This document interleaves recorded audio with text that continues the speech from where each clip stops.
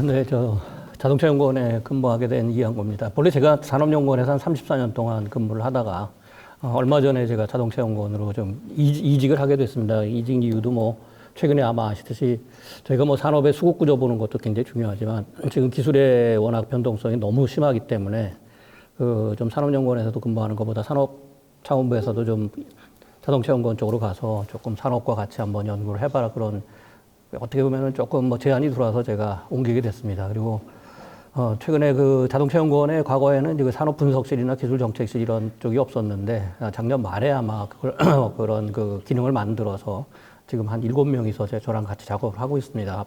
뭐 앞으로도 아마 그 여러 그 중소기업들한테 지원 방안도 좀 세부적으로 좀 만들 것 같고요. 뭐 최근에 뭐 제가 먼저 말씀드리기 전에 그 하나 뭐 광고라면 광고를 한번 말씀을 드리면은 지금 그 사업 전환 지원 사업들을 합니다. 그 산업부가 올해 그러니까 지금 그동안에 이제 우리 내연기관 부품업체들을 앞으로 미래차 부품업체들로 전환시키기 위해서 일단 컨설팅부터 합니다. 그러니까 업체마다 사업 진단을 해갖고 어느 방향으로 보내는 게 낫겠냐. 그리고 거기에서 이제 R&D가 필요하면 뭐 당연히 R&D가 필요한 거죠. 그럼 그런 R&D 사업과 연계하는 사업을 하는데 그 올해 시범적으로 뭐 1차입니다. 뭐 시범이 아니라 1차적으로 70개 업체를 그 지원하기로 지금 결정을 했습니다. 그래서 지난달에 마감을 했는데요. 그 저희가 응모를 받은 결과 한 3대1 정도가 왔습니다.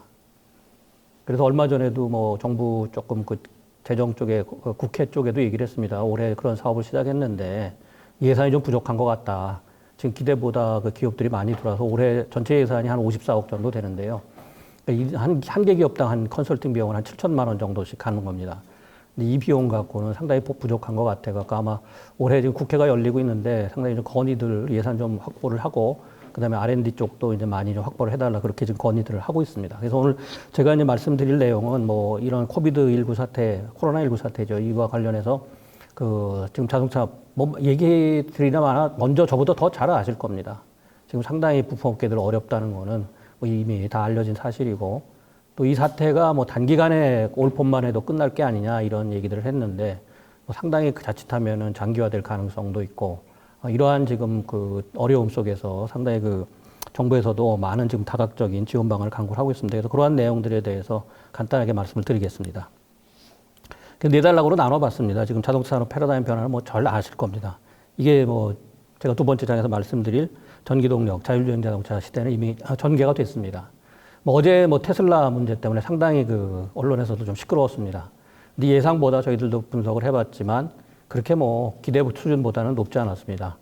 근데 왜 그런 저희들도 그 기대보다 낮게 나왔나 조금 추측을 해보면은 아마 니콜라 사태라고 또 있었습니다. 바로 전에. 이게 이제 조금 사기 사건으로 지금 몰려가지고 테슬라에서도 너무 크게 침소봉대하면은 또 문제가 생기는 거 아니냐. 그래서 굉장히 그 아마 이사회를 바로 전에 이사회를 했다는 걸 봐서는 이사회에서 조금 조정을 해갖고 가자 이렇게 나왔지만 저희들이 어제 결론적으로 내린 건 그렇습니다. 전기차 가격을 뭐 반값으로 내리겠다. 결과적으로 이제 배터리 가격이 반값으로 내려가겠다는 거죠. 그럼 상당한 그 전기차 이 시장에서는 큰 충격이 될 게 아니냐. 좀 더 빠르게 그럼 전기차 시대가 전개되는 게 아니냐. 이렇게 지금 예측을 하고 있습니다. 그럼 뭐 간단하게 3장에서는 제가 최근에 분석한 내용들을 말씀드리고요. 앞으로 그러면 변화하고 혁신은 어떠한 방향으로 가야 되느냐에 대해서 말씀을 드리겠습니다. 다 아실 겁니다. 지금 뭐 계속 지금 정부하고도 여러 부처하고도 얘기를 하고 있습니다. 가치사슬 뭐 계속 변화한다고 봅니다. 그런데 이제 신사업으로 갈 때 우리가 꼭 제조업으로 가야 하느냐. 이런 또 문제들도 있습니다. 물론 제조업, 지금 부품 생산하던 기업들이 관련 서비스업으로 가거나 이거는 굉장히 사업 전환은 어렵지만 좀 더 보완적인 쪽에서의 사업 다각화라고 볼 수 있겠죠. 그런 쪽으로 갈 수는 있다고도 봅니다. 그래서 저희가 항상 이 뭐 그림을 가지고 하지만 부가가치는 커집니다. 그러니까 자동차 산업은 뭐 현대자동차가 자동차 사업 비중을 50%로 낮추겠다 이렇게 발표를 했지만 그것은 자동차 사업을 축소해서 가겠다는 건 아닙니다. 만약에 축소한다면 그건 상당히 큰 문제죠.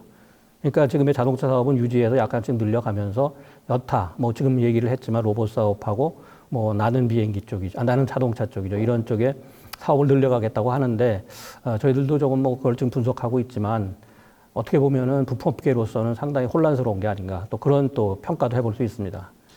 그래서 결국 내연기관 시대는 아까 말씀드린 대로 전기동력, 자율주행 빠르게 가고 있고요. 또 하나 지금 정부가 만들고 있는 게 곧 발표를 하겠지만 제4차 그 5개년 환친차 계획입니다. 아마 추석 끝나고 발표가 있을 걸로 저희들이 예상을 하는데요. 그러니까 앞으로 5년 동안 전기차 보급을 어떻게 할 건가, 그리고 연구개발은 어떤 방향으로 갈 건가.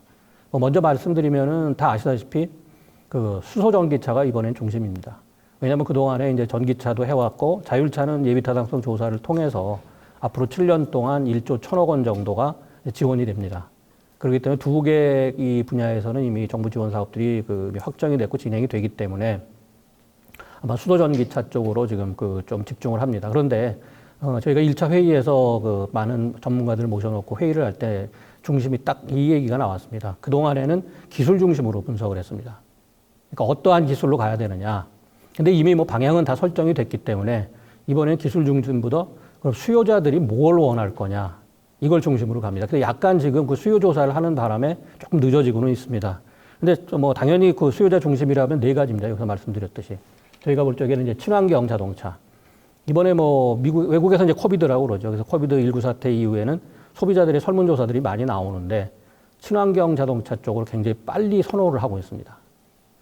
그렇기 때문에 결과적으로 친환경 쪽으로 가야 된다. 그 다음에 굉장히 고안전, 그 다음에 고편의, 고감성인데요. 이 고안전 쪽에서 뒤에서 말씀을 드리겠지만 이 중국 정부하고 중국 기업들이 굉장히 빠릅니다.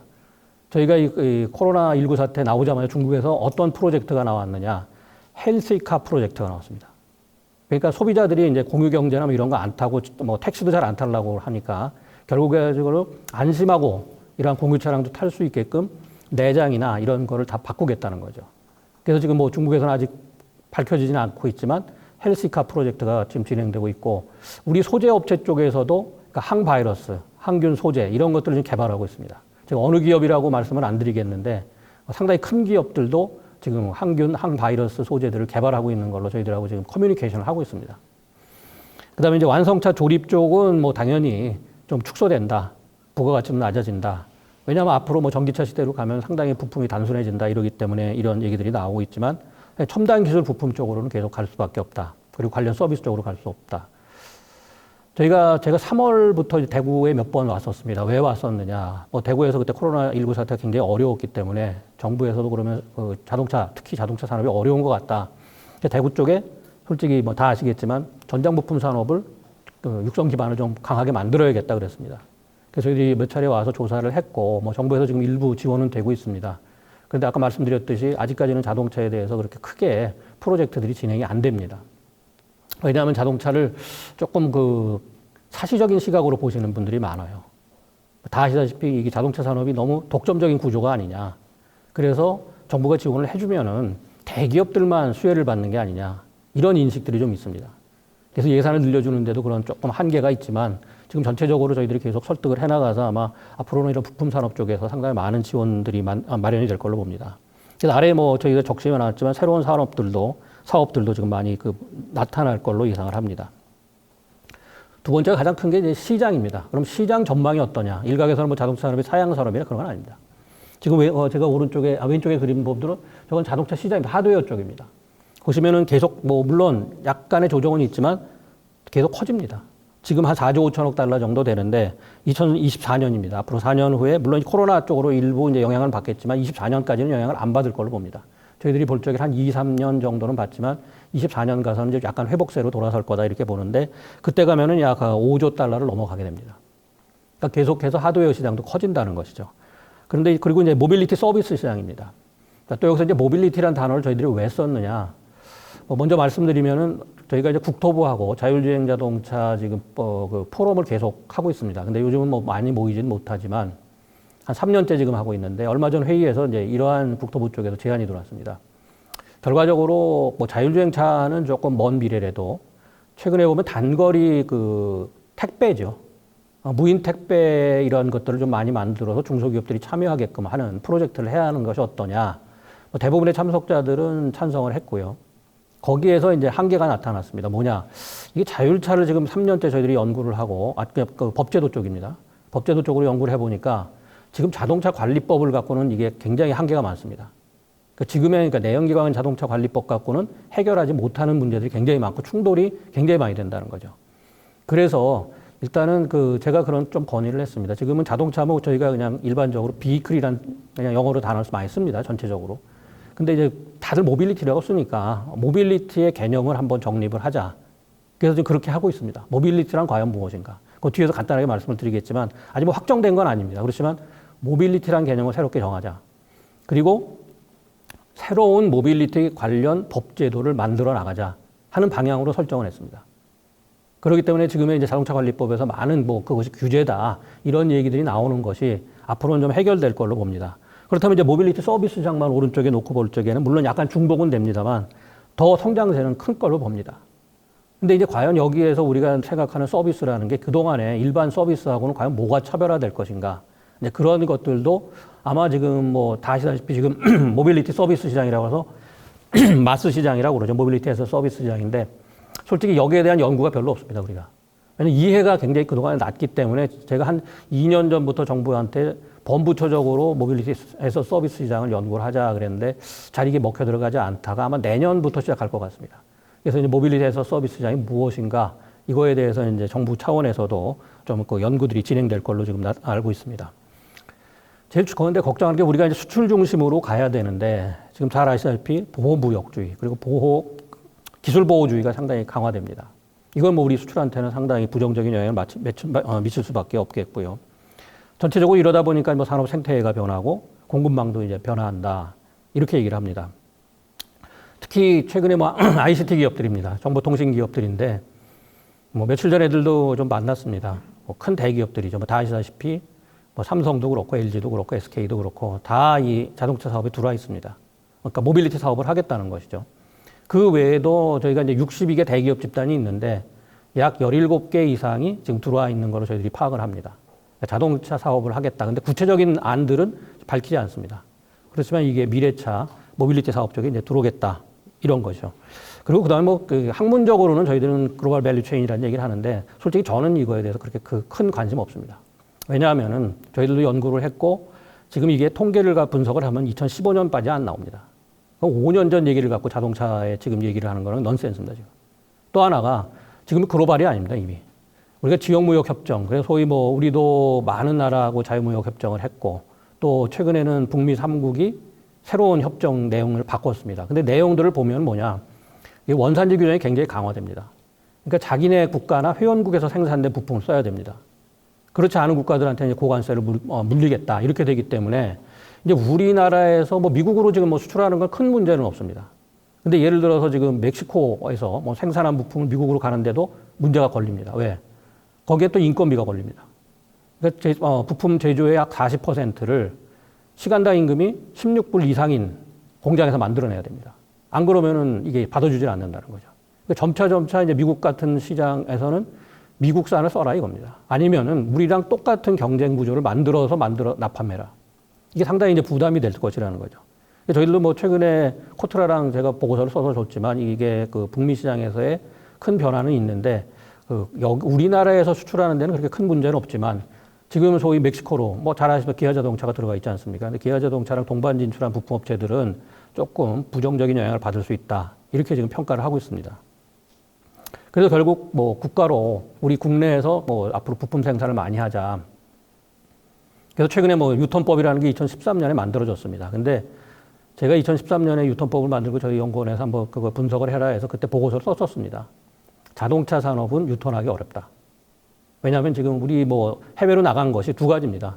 우리 국내에서의 비용이 상당히 올라갔기 때문에 결과적으로 저비용 국가로 간 거고, 그 다음에 두 번째는 시장이 있는 곳에서 아까와 같이 원산지 규정이나 이런 것들이 많이 강화가 됐기 때문에 현대차가 해외 공장을 건설할 때 결국에 우리 부품업체들이 동반 진출한 겁니다. 이런 상황에서 뭐 단순하게 우리가 남들도 유턴한다고 해서 우리가 단순히 유턴한다? 이거는 넌센스라는 거죠. 그래서 2013년에 이미 그런 보고를 했는데 최근에 또 그런 이슈가 되다가 이게 이제 다시 분석이 되니까 똑같은 결과가 나왔습니다. 그래가지고 뭐 유턴에 대한 얘기는 최근에 안 하고 제가 얼마 전에 무스갯소리로 그랬습니다. 유턴하는 건 좋은데 우리 기업들 막 유턴해라고 그래봐라. 그래봤자 유턴하다가 피턴한다고 그럽니다. 들어올래다 도로 나간다는 거죠, 이게.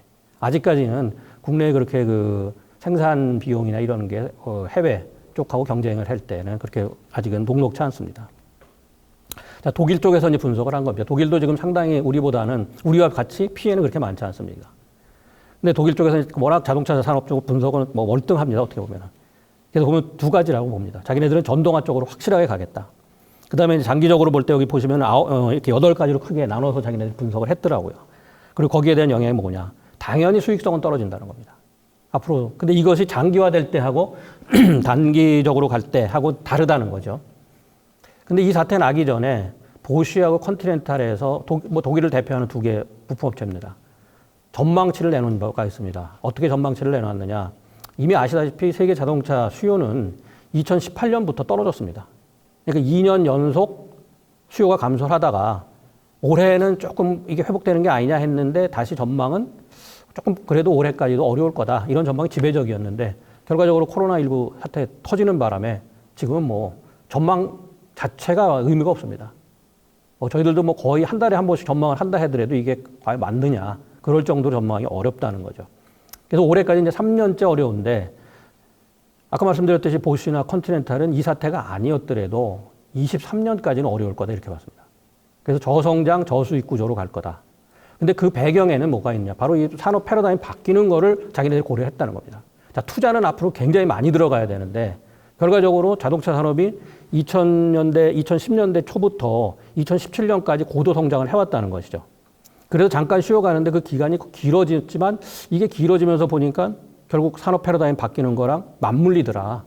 그렇다면 결과적으로 지금의 내연기관 쪽에서 수익을 달성해야 되는데 내연기관 수요는 줄어들고 또 아까와 같이 수익도 떨어질 건데 투자 비용은 많이 들어가니까 결과적으로 어려울 수밖에 없겠다. 이렇게 판단을 한 겁니다. 그래서 이제 그 글로벌 OEM들, 소위 우리 완성차 업계들은 그 영향력이 조금 줄어들 거다. 대신에 이제 여러 가지를 보면은 가격도 내려갈 거다 봅니다. 근데 이제 뭐 우리 국내 완성차 업체도 얼마 전에 미국 시장에서 약간 가격을 7% 정도 올렸습니다. 왜? 어차피 뭐 안 팔리는데 좀 그래도 가격을 올리자 하는 게 일반적인 논입니다. 그러니까 그런데 실질적으로 그게 이제 앞으로 먹혀 들어갈지는 모르겠습니다. 과거 2000년대 초에도 한번 그런 적이 있었습니다. 자, 그 다음에 아까 말씀드린 이제 중국에서 나온 헬시카가 있고요. 그 다음에 두 번째로서는 이게 그럼 경쟁은 어떻게 될 거냐. 아직까지 인수합병은 안 일어나고 있지만 뭐 아마 이게 약간 진정세를 보이면은 매물이 많이 나올 겁니다. 지금 상당히 수익성이 떨어지고 있기 때문에요. 그렇다면 인수합병도 하고 굉장히 커지는 기업들, 그러니까 거대 부품업체들이 이제 탄생을 할 거다 이렇게 봅니다. 대신 또 제휴도 활발해야 된다. 참 이게 우리가 매일 안 하는 거지만 이제 지금 제휴들이 활성화되는 그러한 현상도 나타날 것이고 또 결과적으로는 이게 이제 공유 경제 아까 나왔죠. 공유 경제는 뒤로 처지지만 레스트 마일 아까와 같이 택배와 같은 그런 것들은 조금 증가할 거다. 많이 증가할 걸로도 보는 거죠. 이렇게 지금 상반된 의견들이 쭉 봅니다. 그리고 이제 소프트웨어 관련된 겁니다. 소프트웨어 관련 것들도 장기적으로 가면 상당히 늘어날 거다. 이건 뒤에서 제가 뭐 왜 소프트웨어가 중요한가는 좀 뒤에 말씀을 드리겠습니다. 그리고 지금 말씀드린 바와 같이 뭐 세계화는 약간 후퇴를 할 거고 전기차 쪽은 빨리 갈 거다. 이렇게 얘기를 합니다. 자, 그리고 우리가 시장을 봐야 됩니다. 이번에도 우리가 수요자라는 건 결국 시장인데 그동안에 우리가 신흥국을 많이 지향을 했습니다. 신흥국 쪽으로 진출하자. 그런데 실질적으로 시장은 3대 시장입니다. 여기 보시듯이 미국하고 유럽하고 중국이라는 거죠. 근데 뭐 중국은 어떻습니까? 그 뭐 지금 우리 완성차 업체 올해 두 개 업체 합쳐도 80만 대 안 될 것 같습니다.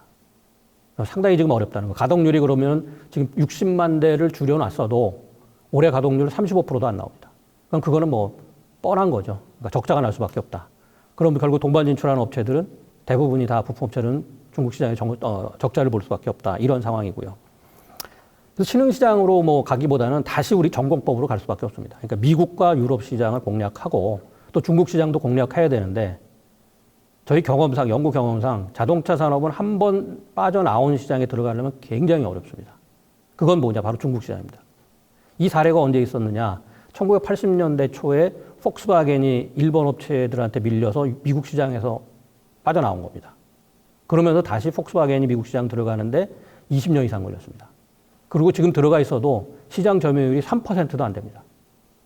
그 정도로 한 번 빠져나오면 굉장히 어렵다는 거죠. 이런 그런 저희들이 경험이 있고. 자, 보시면은 중국 같은 경우도 뭐 우리 전체 시장에서 차지하는 점유 비중은 점점 늘어왔습니다. 그래서 결국에는 우리가 앞으로 고부가 가치 쪽으로 또 가야 됩니다. 왜? 중국이 아주 빠른 속도로 쫓아올 겁니다. 뭐 인도도 쫓아온다고 그러는데 인도는 아직은 역부족입니다. 인도가 뭐 중국을 대체하기는 어렵다 하는 것이 최근에 보고서에들 다 나오고 있고요. 대신 인도에 그럼 시장이 있느냐? 물론 뭐 인도 시장 전체 반은 마루티 스즈키가 갖고 있습니다. 그리고 뭐 현대차가 지금 기아차하고 약진을 하고 있다고 그러지만 어제 또 도요타는 인도 시장에 철수하겠다, 당분간. 인도 시장을 완전히 포기하겠다. 그렇게 지금 발표를 했습니다. 그런 식으로 지금 아직도 시장에 대한 전망은 어렵지만 결과적으로 3대 시장이 끌어나간다는 거는 뭐 당분간 이거는 뭐 부인할 수 없습니다. 자, 그렇다면 이제 환경은 어떻게 변하느냐. 저희들이 이 그림도 자동차 산업이 이제 2017년도부터 약간 어려워지면서 계속해서 그린 겁니다. 왼쪽은 기업들한테 영향이고 오른쪽은 정부가 해야 되는 걸로 나눠서 이제 보고 있는데 상당히 지금 많습니다. 뭐 공유 경제는 후퇴하지만 디지털화 쪽으로 가야 되고 또 신사업 모델은 비대면 비접촉 쪽으로 가야 될 수밖에 없고 뭐 자동차 산업 구조 변화는 당연하라고 보고 뒤에서 말씀드리겠습니다. 그다음에 공정 관리도 공정도 바뀌어야 됩니다. 공정 혁신이 일어나야 된다는 거죠. 뭐 잘 아시겠습니다. 지금 현대자동차 디지털화 굉장히 빨리 합니다. 그래서 원가를 줄이겠다 하고 있는데 그렇다면 부품업체한테도 당연히 원가 절감 요구가 나올 수밖에 없는 그런 상황이라는 거죠. 그다음에 다시 이제 과연 이번 사태로 봐서 우리가 또 중국으로부터 와이어 하네스 공급 중단됐을 때와 같이 저스트인 타임이 계속 유효하냐. 재고를 어떻게 그럼 최적화할 거냐. 여기에 대한 연구도 필요합니다. 전체적으로는 제가 매번 얘기하지만 업이 바뀐다는 겁니다. 그러니까 제조업이 어떻고 이게 서비스업으로 바뀌는데 최근에 정부하고도 그런 지금 회의를 며칠 전에 했습니다. 그럼 제조업을 다시 정의해야 되느냐. 자동차 산업을 또 다시 정의해야 되느냐. 아까와 같이 자동차 산업은 이미 국토부하고 모빌리티 산업으로 재정의하는 걸로 지금 진행이 되고 있지만 자동차 산업은 굉장히 연관 산업이 많습니다. 그럼 이러한 연관 산업까지 다 재정의를 해야 되느냐. 그 연구도 또 지금 진행을 하고 있습니다. 정부가 지금 굉장히 고민을 하고 있습니다. 자, 그 다음에 이제 빅데이터 문제입니다. 이거는 지금 전체적인 부품 산업 DB를 만들고 있습니다. 솔직히 말씀을 드리면은 올 1월에 와이어 하네스 사태로 인해서 자동차 부품 업계들에 대한 전체적인 DB를 만드는데 몇 개를 지금 목표로 하고 있냐면 뭐 현대차와 거래하고 있는 업체가 이제 한 8,000개 정도 되죠. 근데 저희들이 이제 목표는 한 12,000개까지는 해야 되지 않느냐. 근데 어느 정도까지 할지 모르겠습니다. 그렇지만 현재 지금 진행이 되고 있고요. 그 다음에 뭐 아까와 같이 사이버 현실 융합도 되고 4차 이런 얘기들은 계속 있어 왔습니다. 자, 그렇다면 이제 정부에서도 이제 상당히 많은 변수에 대해서 이거를 어떻게 가느냐. 근데 저희가 제일 중요하다고도 보는 게 바로 요 맨 밑에 요겁니다. 사람입니다, 사람. 지금 뭐 전체적인 걸로 요약해서 두 가지 단어를 말씀을 드리면 자동차 산업은 쉽게 얘기를 하면 돈하고 사람 싸움이 난 겁니다. 패러다임이 바뀌면서 어마어마한 투자 규모가 들어갑니다. 투자액이. 이걸 어떻게 조달할 건가. 특히 기업들로서는 굉장한 부담이 될 겁니다. 두 번째는 그렇다면 패러다임이 바뀌고 아까 공정도 바뀌고 제품도 바뀌는데 뭐 설계 인력부터 시작해갖고 전체적인 인력 구조를 어떻게 바꿀 건가. 이게 큰 문제라는 거죠. 그래서 고용부하고도 지금 논의를 하고 있고 저희 하는데 가장 하나의 뭐 예를 먼저 말씀드리면 그렇습니다. 우리가 지금 4차 아까 환신차 5개년 계획에서 수소전기차를 중심에 두고 보고 있지만 우리는 정부 차원에서 수소전기차 인력 양성 사업을 한 번도 안 했습니다. 그러니까 사람을 육성하지 않고 그냥 방향만 잡고 지금 가고 있어갖고 고용부에서 내년에 그럼 수소전기차 인력 양성 사업을 해야겠다. 이제 그러고 있다는 거죠. 그럼 이게 지금까지 말씀드린 바와 정부가 해야 될 일도 굉장히 많고 기업이 해야 될 일도 굉장히 많아지는 이러한 지금 상황입니다. 그래서 결국에 돈과 사람 싸움이 났다는 겁니다. 근데 이제 뒤에 가서 제가 뭐 왜 그럼 사람이 지금 문제가 되는가는 뒤에 가서 말씀 좀 드리겠습니다. 자, 산업 구조는 피라미드 구조라고 지금까지는 얘기를 합니다. 그렇지만 이제 피라미드 구조를 쭉 볼 적에도 규모는 아까와 같이 커집니다. 근데 이제 구조가 거기에 소위 우리가 자동차 업체, OEM, 뭐 1차 이렇게 부르질 않고 지금 가장 위에는 모빌리티 서비스 공급 업체들이 차지할 겁니다. 뭐 현대차에서는 모빌리티 솔루션 프로바이더, 자기네들이 그 두 번째 단계로 모빌리티 솔루션 공급 업체로 바꾸겠다. 자기네 변신을 하겠다 이렇게 얘기했지만 전체적인 서비스를 아우르는 뭐 예를 들어서 지금 미국 같으면은 우리가 모르는 뭐 알파벳 같은 경우죠. 구글이죠, 구글. 지금 구글 보면은 A부터 Z까지 사업 다 하겠다는 거죠. 그러니까 그런 쪽에 그 큰 업체들이 자리 잡을 것이고, 근데 이 자리는 누가 차지할지 모릅니다. 완성차 업체가 차지할지, 지금의 아까 말씀드린 ICT 업체 쪽에서 차지할지는 모르겠다는 거죠. 그 밑으로 뭐 1차 이런 거보다는 미래형 자동차 모듈화로 간다는 건 할 수 없습니다. 그러니까 모듈화로 쭉 갈 것이다. 그래서 아까 대형화가 될 수밖에 없다는 겁니다. 그리고 그 밑에는 결과적으로 미래형 자동차 이제 기기입니다. 우리가 부품이라는 단어도 안 씁니다. 선진국에서는. 그러니까 기기라는 거죠. 상당히 지금 뭐 우리가 이 핸드폰을 기기라고 그러지 않습니까? 휴대폰을. 근데 그걸 부품이라고 하진 않죠. 그러니까 다양한 뭐 단말기를 비롯해서 이렇게 생산하는 업체들이 나올 것이고, 그렇다면 중소기업들은 어떻게 되느냐? 그 하나의 그 업그레이드가 될 수도 있다고 봅니다. 밑으로 N차로 내려가는 게 아니라 중소기업들의 역할이 커지면서 여기선 특수부품 소재 이런 쪽으로 특화된 업체들이 상당히 큰 영향력을 발휘할 수 있겠다. 이렇게도 지금 보고 있습니다. 근데 이거는 그냥 피라미드 구조로 저희가 그려놓았지만 밑에 실질적으로 보면은 네트워크 구조로 바뀐다는 겁니다. 이제는 이게 무슨 과거와 같은 수직 통합적인 구조로는 한계가 있다. 왜? 제품이 많아지고 서비스도 많아진다고 그러면 상당히 어떻게 비즈니스 모델도 많아지고 그렇다면 거기에 들어오는 플레이어들도 많아질 겁니다. 그들 간에 어떻게 이제 협력을 할 건가. 그런 협력 형태가 많이 바뀔 거라는 겁니다. 자, 그럼 왜 또 최근에 이제 뭐 현대자동차에서 UAM의 PAV 나왔냐. 본래 자동차 산업의 모태는 항공산업이라고 봅니다. 그러니까 항공산업에서 나왔기 때문에 그게 그렇게 어려운 문제는 아니라고 봅니다. 뭐 예를 들어 혼다 같은 경우는 예전부터 소형 항공기 엔진 개발을 엄청 오래 해왔습니다. 대신 그것이 뭐 UAM이나 PAV란 단어를 안 써서 그렇고 소형 항공기를 한번 해보겠다 했던 거고요. 미국도 그렇고 유럽에서도 그렇고 이러한 소형 항공기 또 특히 전기 항공기, 전기 동력 항공기. 지금 항공기에서 나오는 이 공해가 상당한 우리가 보이질 않아서 하늘에 높이 떨어져 보이질 않아서 그렇지만 상당합니다. 그래서 이거를 줄여야겠다 하는 그러한 그 프로젝트들이 이제 많이 진행이 돼 와서 그렇게 새로운 거는 아닌데 이제는 이번 CES에서 이제 현대차가 UAM, PAV를 얘기를 하니까 이제 다시 이것이 살아나서 최근에는 뭐 모든 거의 많은 업체들, 100개 이상의 업체들이 이쪽에 사업에 들어와 있습니다. 그렇기 때문에 이러한 그 사업들도 진행이 되는데 바로 이 자동차로 이제 저희들이 내려와서 보면은 아까 말씀드렸듯이 바퀴 위에 컴퓨터로 지금 변하고 있다는 것만 누구나 다 아실 겁니다. 그리고 저희도 배터리 산업은 화학 산업입니다. 그래서 어저께 테슬라도 그 얘기를 했죠. 자기네가 셀 제조 방식을 바꾸지만 케미스트리라는 단어를 굉장히 강조했습니다. 화학을 화학 산업과 이제 연계해서 가겠다. 근데 이제 이렇게 보면은 저희가 항상 기초온천 부족입니다. 우리 자동차 산업도 모든 산업이 우리는 모방을 했기 때문에 항상 저희가 얘기할 때 뭐 지금 4차 산업혁명 얘기가 많이 그동안에 나왔었는데 그런 얘기도 합니다. 우리는 산업혁명을 겪어본 나라가 아닙니다. 우리는 지금 산업화라는 게 기껏해야 한 60년대부터 시작을 했기 때문에 산업혁명은 그 전에 다 일어나서 우리는 그냥 모방을 통해서 빠르게 추격자 전략을 그동안 써왔던 건 사실이죠. 근데 이번에 판이 너무 빨리 변하다 보니까 이제 기초 원천들이 다시 나타나는데 뭐 화학하면 다 아시다시피 미국, 독일, 일본이죠. 이러다 보니까 어제 또 일본 니케이에서 이런 보도를 냈습니다. 한국이 자꾸 치고 올라오니까 특허수입니다. 특허수. 특허수에서는 한국 기업들이 뭐 1위 정도를 차지했다. 근데 그렇더라도 아직까지 배터리 쪽에서의 자기네들의 페이턴트를 보면은 일본이 우위다. 그런 크게 보도를 했더라고요. 그건 뭐냐? 그만큼 한국 배터리 업체들을 경계한다는 겁니다. 그나마 우리가 이제 배터리 산업을 갖고 있어서 전기차 산업에서 우위를 점하고 지금 나갈 수는 있는데, 뭐 아시다시피 지금 미국도 그렇고 독일도 그렇고 프랑스도 다 배터리 산업에 어마어마한 투자를 합니다. 뭐 EU 전체를 통해서 지금 배터리 산업 육성하려고 32억 유로입니다. 그럼 우리 돈으로 약 4조 원이 투자됩니다. 그러니까 정부 차원에서 투자되는 돈입니다. 4조 원이.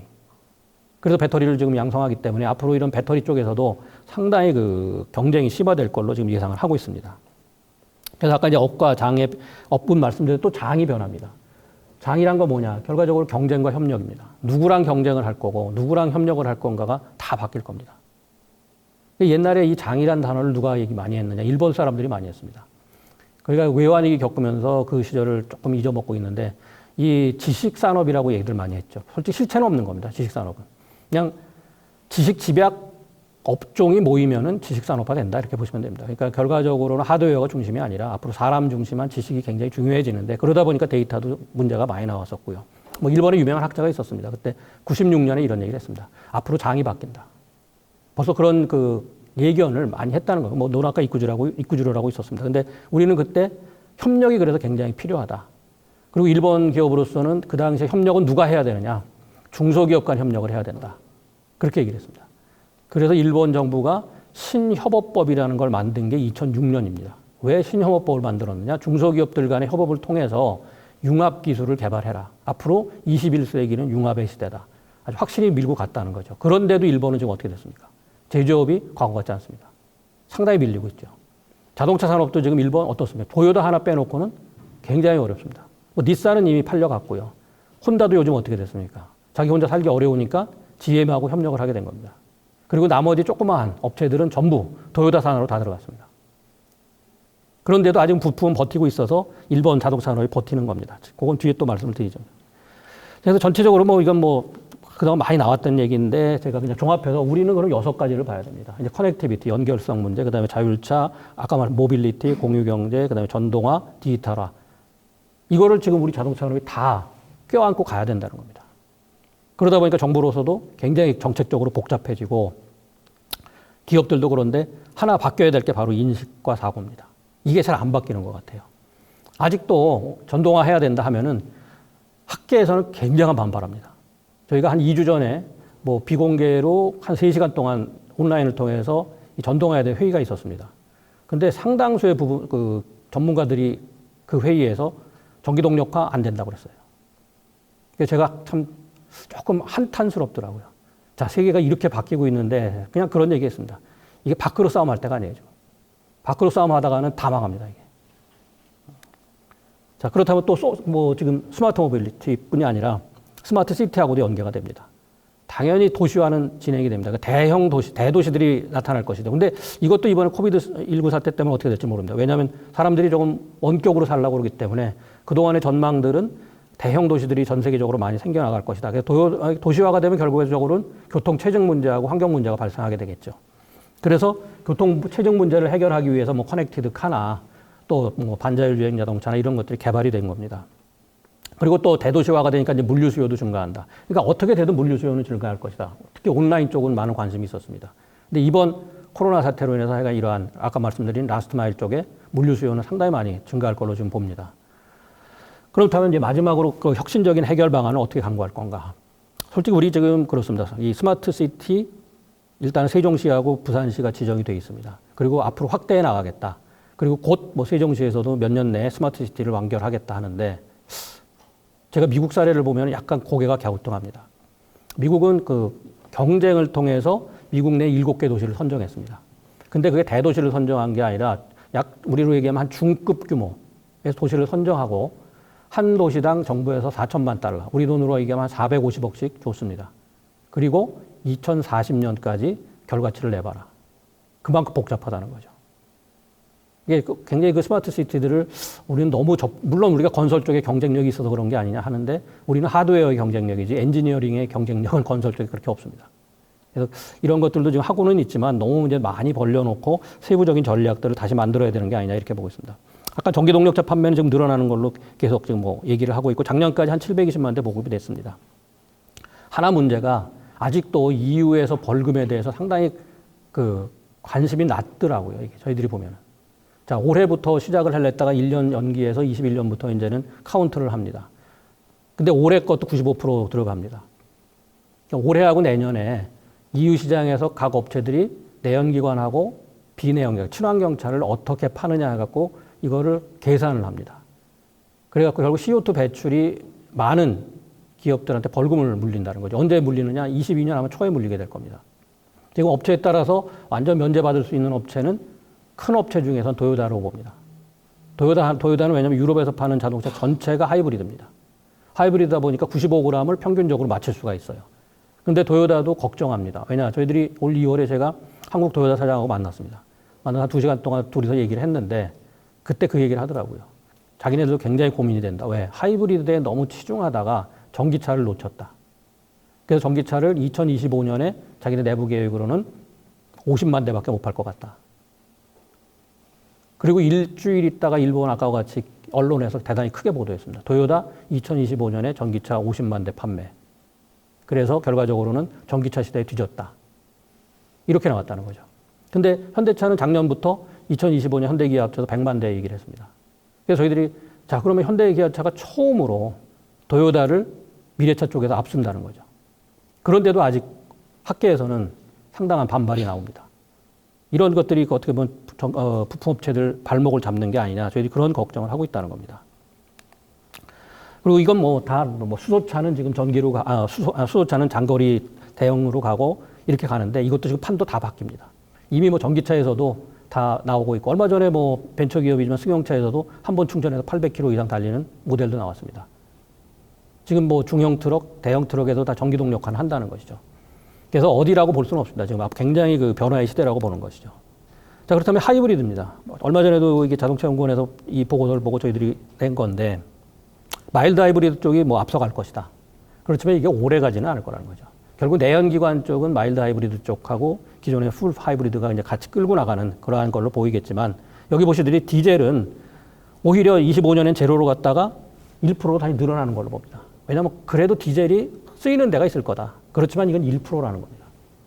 거의 디젤은 그러니까 거의 퇴출이라고 보시면 됩니다. 자, 배터리는 뭐 다 아시다시피 우리 계속 성장세를 하나가고 있고요. 자, 그렇다면 지금 전기차는 차의 문제는 아니죠. 결국 충전기, 그 다음에 그런 충전 네트워크를 어떻게 관리하느냐 해서 미국이나 선진국에서는 굉장히 관련된 창업도 많이 일어나고 또 최근에 벤처 캐피탈들 올 상반기 보시면 가운데 그림에 나옵니다. 스마트 그리드 쪽에 굉장히 많은 투자를 합니다. 그러니까 결과적으로 이게 서비스 쪽이니까요. 전기차 시대는 간다.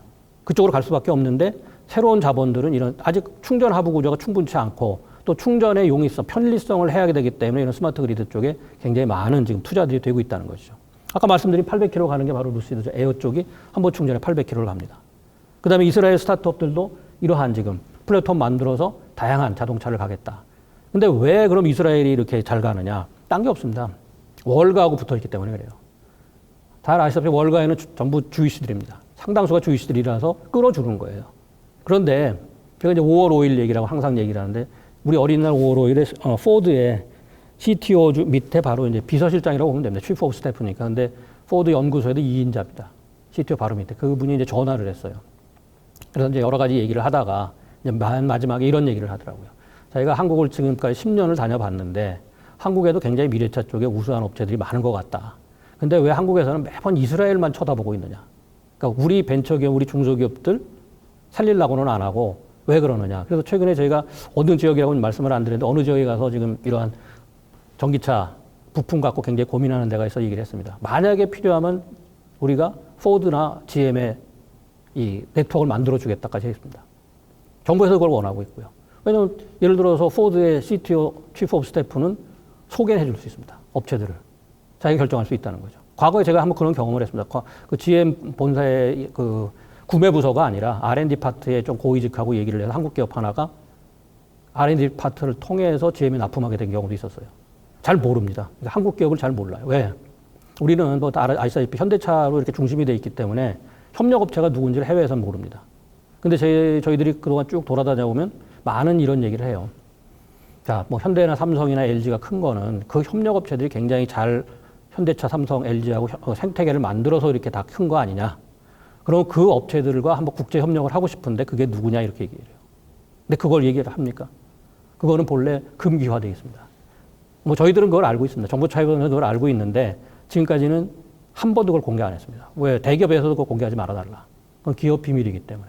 그래서 안 했다는 거죠. 그런데 결과적으로 국제화를 하려면은 예전에 또 뭐 한두 사례는 있었습니다. 산업부랑 저희들이 독일을 갔을 때 중소기업이 있습니다. 근데 중소기업인데 실질적으로는 모기업은 큰 1차 대기업이었습니다. 근데 약간의 조금 해외에 나가려고 뭐 위장 계열사를 만든 거나 다름없습니다. 직접 가니까 안 되죠. 그때 매출이 100억도 안 됐으니까요. 그래가지고 저희가 해외 IR 갈 때 데리고 갔습니다. 모시고 간 거죠. 모시고 가서 소개를 했습니다. 자, 이 회사는 실질적으로 모 기업의 1차 협력사다. 거기서 봐도 줘요. 일단은 그러면 그렇습니까 하고 검토를 합니다. 안 그러면 중소기업들 절대로 못 들어갑니다. 근데 그러한 시스템들도 작동을 하고 있다는 겁니다. 자, 그래서 이거 뭐 전망은 볼 적에 지금 자꾸 전기차 쪽으로 가까이 간다는 것이죠. 그래서 언제 그러면은 내연기관에 대한 뭐 미련은 제가 버리라고 그랬지만 가느냐. 하나 제일 문제가 바로 전장 부품입니다. 자, 전기차나 뭐 자율차나 다 전장 부품 쪽이죠. 또 특히 2018년에 미국과 통상 협상을 할 때 미국 쪽에서 치고 나왔습니다. 한국에 전장업체들 굉장히 우수한 업체들 많다. 자기네는 그렇게 생각하고 있다. 그거 누구냐? 이렇게 나왔습니다. 그리고 전장 쪽에서 한번 협력해볼 의사는 없느냐. 그래서 그때 급하게 전장 부품을 조사했던 거죠. 그리고 그 결과가 작년 10월 미래차 전략에서 발표한 겁니다. 미래차 전략에서 가장 큰 핵심은 전장 부품이라고 보시면 됩니다. 실질적으로 전기차나 수소차는 다 했는데 이 전장 부품에 대해서 그렇게 큰 관심들이 없었어요. 그때 저희가 발표한 게 전장 부품 비중을 4%라고 봤습니다. 기업 비중을. 왜 그러느냐? 우리 산업 분류가 없습니다. 그래서 미국 걸 갖다가 저희들이 연구를 한 결과 전기전자를 다 포함해 보니까 333개 기업이 전장 부품을 만들 수가 있겠더라고요. 그래서 현대차에 납품하는 업체 8,000개를 빗대어서 한 4% 된다.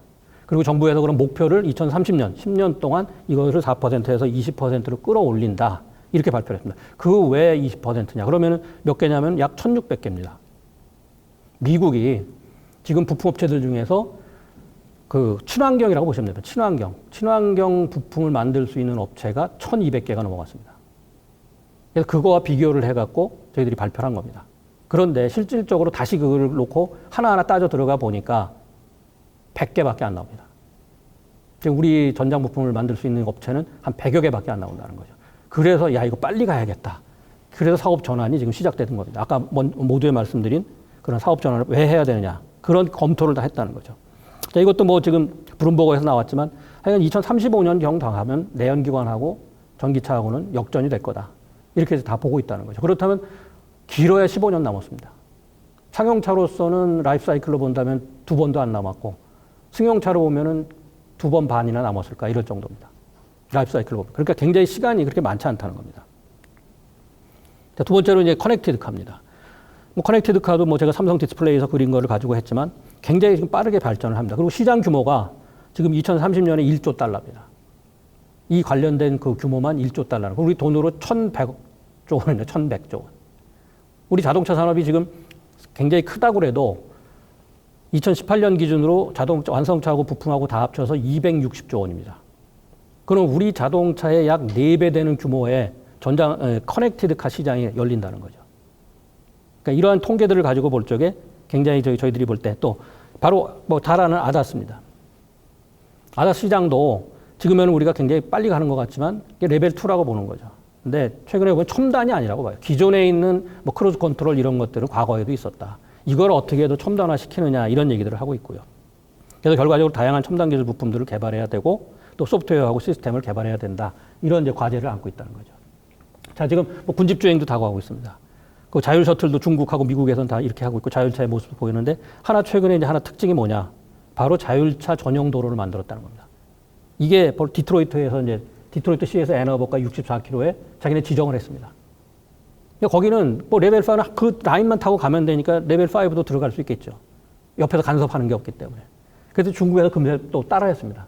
허베이시에다가 이렇게 5G 지원을 받는 자율차 전용 도로 자기네도 만들었다.